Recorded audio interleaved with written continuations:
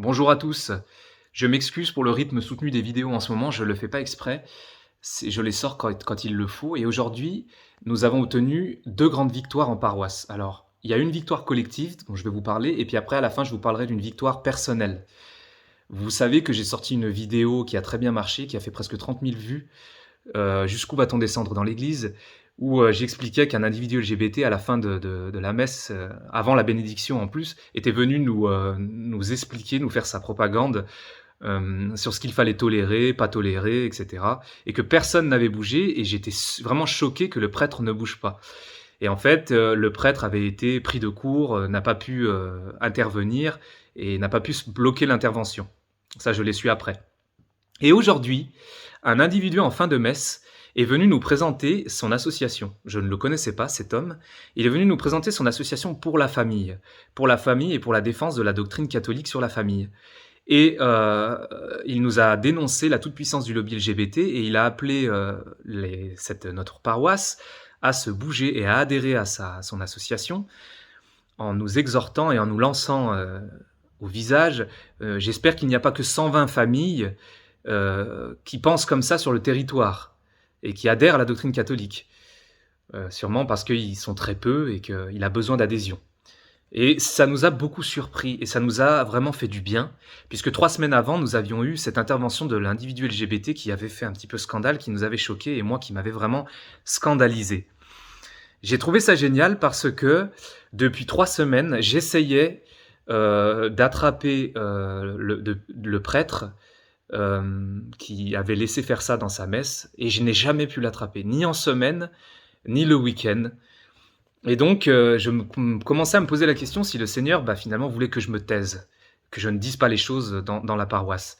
Et finalement, j'ai abandonné ça au Seigneur et j'ai laissé.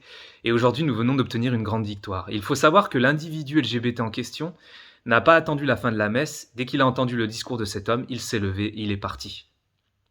Il est sorti avant de prendre la bénédiction. Et ça, je l'ai pris comme un grand signe.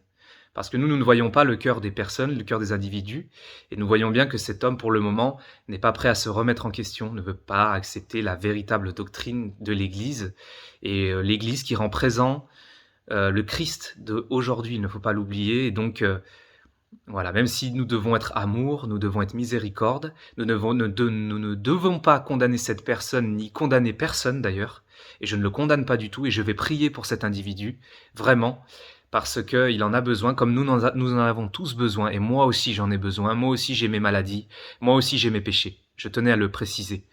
Et donc c'était une grande victoire, un donné pour un rendu, comme on pourrait dire, c'est-à-dire que 3 semaines avant, on a failli éclater, j'ai vraiment senti qu'il fallait que je me retienne, parce que la colère, les pensées de haine, de violence ne viennent pas de Dieu, elles viennent de l'autre. Et il agitait ma chair, il agitait mon esprit, et je me suis retenu et finalement aujourd'hui je viens d'obtenir une grande victoire et ça fait du bien. Et ça fait du bien et j'ai prié, j'ai abandonné ça au Seigneur.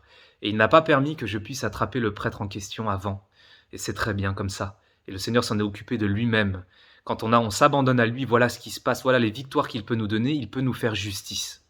Voilà, et encore une fois, ne condamnons personne, ni les individus LGBT, ni personne. Prions pour ces gens-là, prions pour eux, pour qu'ils se remettent en question, pour qu'ils se laissent guérir par le Seigneur.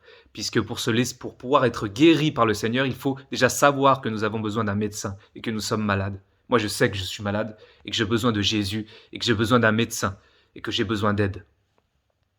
Et puis, une victoire personnelle. Vous savez que ma position sur l'existence de Job et de Jonas, moi j'y crois pleinement. Je prends pas tout dans ces livres-là au pied de la lettre du tout, mais je ne remets pas du tout en question leur existence physique, historique et personnelle.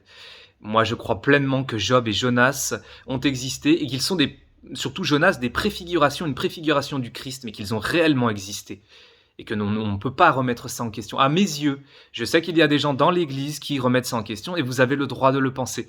Vous avez le droit d'user de votre raison et si vous voulez ne pas y croire, vous avez le droit. L'Église ne statue pas là-dessus, mais moi j'ai donné mon opinion et j'en ai parlé avec beaucoup de prêtres et beaucoup de prêtres sont d'accord avec moi.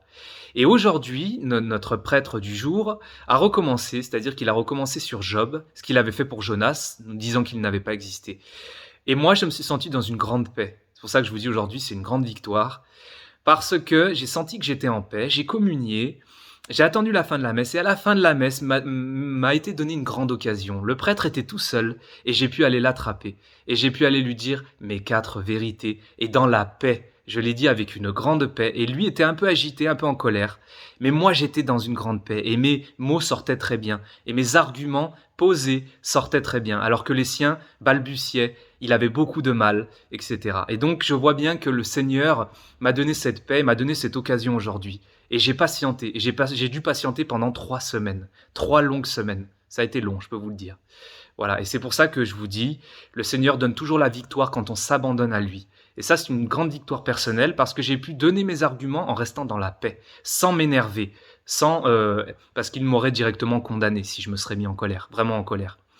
Voilà, et j'ai pu dire ce que je pensais, et j'ai pu lui dire qu'il n'avait pas imposé ses vues à toute l'Église, qu'il y avait des gens dans la paroisse qui étaient mal affermis, qui n'étaient pas formés, et qui ne pouvaient pas faire la différence entre ce que disait le prêtre et ce que disait l'Église. Parce qu'il y a plein de gens qui prennent comme parole d'évangile, parole de Dieu directement ce que dit le prêtre. Mais le prêtre, là, donne son opinion personnelle, il ne donne pas ce que dit l'Église. Et d'ailleurs, il m'a avoué dans notre entretien que oui, c'était son opinion personnelle, et que ce n'était pas ce que disait l'Église. L'Église n'a jamais dit que Jonas ou Job n'ont pas existé. Voilà. Et moi, je l'ai prévenu comme ça. C'est pas la première fois. Hein. J'ai déjà eu le même coup avec Adam et Ève, alors que l'Église, pour le coup, nous dit que Adam et Ève ont existé, que c'est une vérité de foi. J'ai déjà eu la même coup avec. J'ai déjà entendu la même chose avec la résurrection de Lazare, où ce même prêtre nous disait qu'il y avait pas, on ne sait pas si c'était un miracle, si c'était, on n'avait pas la science à l'époque pour savoir si, par exemple, il était juste endormi et pas mort. Voilà, des remises en question terribles. Et moi, je disais attention à tout cela, attention à ce relativisme coupé jusqu'au bout qui nous coupe de la foi et qui nous coupe de la verticalité, de la puissance de Dieu, de son action dans nos vies et des choses surnaturelles qu'il peut faire, oui, dans nos vies et dans l'histoire. Sainte Jeanne d'Arc et plein d'autres, et plein d'autres. Voilà, donc 2 grandes victoires que je vous partage. La parole a été dite, l'individu LGBT est parti. Il ne s'est pas remis en question. La doctrine catholique a été annoncée. J'ai pu reprendre le prêtre et lui dire en face tout ce que j'avais à lui dire, mais j'ai pu le faire au bon moment. Voilà, j'avais ça sur le cœur.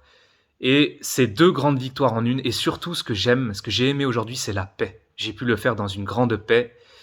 Et ça m'a montré que cette paix était un peu surnaturelle, qu'elle venait de Dieu, parce que moi, la paix, je l'ai rarement. Et surtout, quand j'ai ce genre de discussion, je n'ai pas beaucoup la paix. Aujourd'hui, j'avais la paix. Et ça, c'est génial. Voilà, soyez bénis. Bonne continuation à vous.